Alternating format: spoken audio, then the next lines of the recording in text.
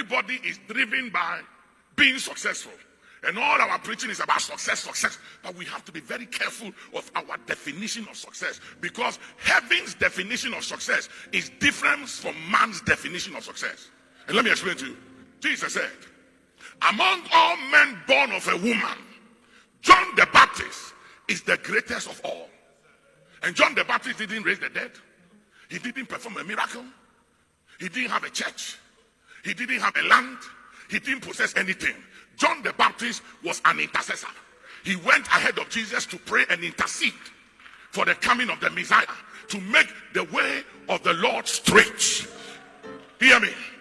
When the disciples of Jesus said to him in Luke 11, teach us to pray, the next thing they said was, teach us how to pray like John the Baptist taught his disciples how to pray. John the Baptist was the only one, apart from Jesus, who taught his disciples to pray. John the Baptist was an intercessor.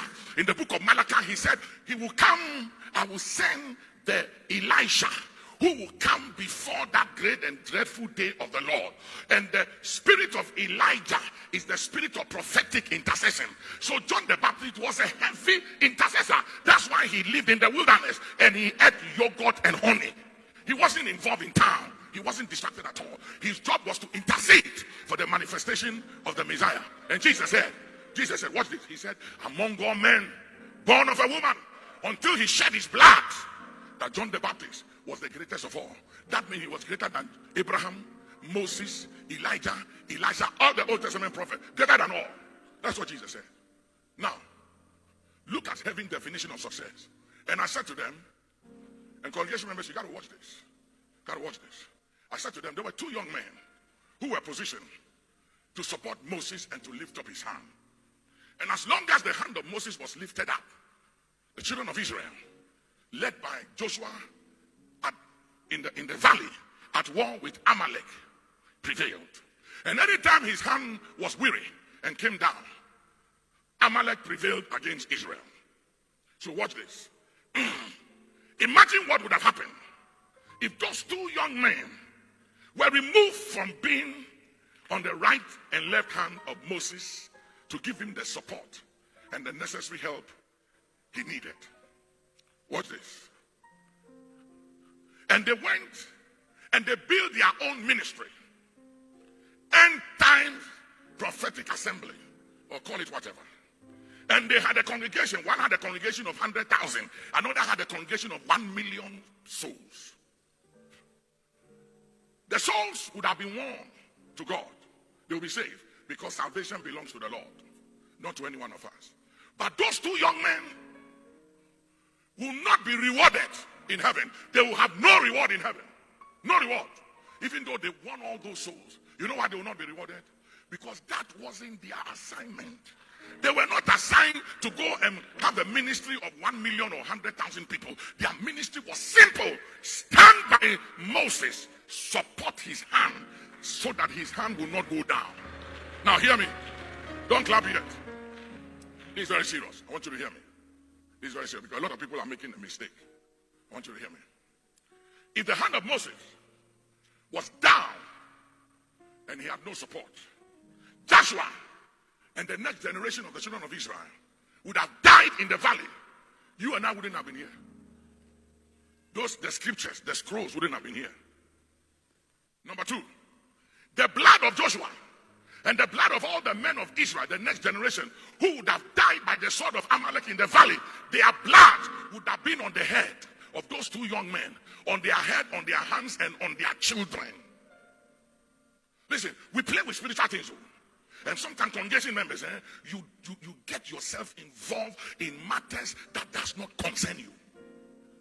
Yeah.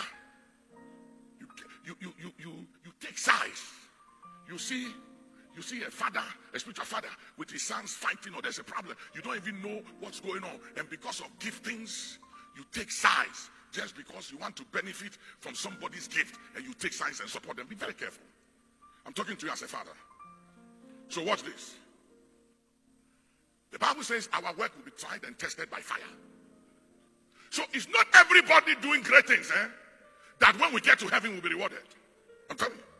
Because if they were not, somebody, a prophet called me and he said, I saw Bishop Nyako And he mentioned some men of God. I won't mention their names. Huge guys. And he said in the spirit, they were all wearing white. And Bishop Nyako was also wearing white. But his white was shining like diamonds and like the sun. And he said, their white was not shining like his. And then he said, and he was exalted above all of them. And he called me and said, Papa, what is the meaning of this revelation? And I said, that is heaven's definition of success. Bishop Nyako don't have one branch. He hasn't built a branch. He doesn't have a branch of even 50 people. Not even 100 people. No branch. All he did was to mentor me and father me when I went to Church of Pentecost. That was all he did. Yesterday, when I was closing the program, the church group, I told them something.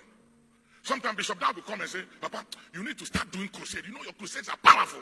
And I said, I hear you. I said, Bishop, I hear you. But I'm praying for you. You do the crusades. And some people will come and say, Papa, you have to start doing crusades. He's in Botswana and I'm going to Botswana. And they said, oh, we want you to do crusades. I said, no. I'm not coming to Botswana to do crusades. Bishop Dad is there to do crusades. So go to his crusade. I'm not doing crusades. When I come, I want to mobilize the leaders, empower them, pray with them, teach them how to love one another and stop competing with one another and fighting one another. My message is different. So I said, every crusade, don't clap. I said, every crusade Bishop Dad holds, as long as heaven is concerned, every soul he wins, I am a shareholder. I have equity in his ministry. Oh, yeah, I do. So I rather pray for him to succeed and do more crusades. And if I have money, instead of going to buy equipments to do crusade, I'd rather give him the money for him to do more crusades and focus on other things. Are you hearing me? There is no need for me to do what a son is doing. And number two, I said, every father must wish and pray for his children to be greater than him. Yeah. If your children are not greater than you, you are a wicked father. Yeah. Jesus said, greater works shall you do than I did. Elisha did more than the father Elijah. Joshua did what Moses couldn't do. But on the Mount of Transfiguration, ladies and gentlemen, it was not the sons who were talking to Jesus. It was the fathers who were talking to Jesus. Are you hearing me, somebody? Success doesn't make you a father.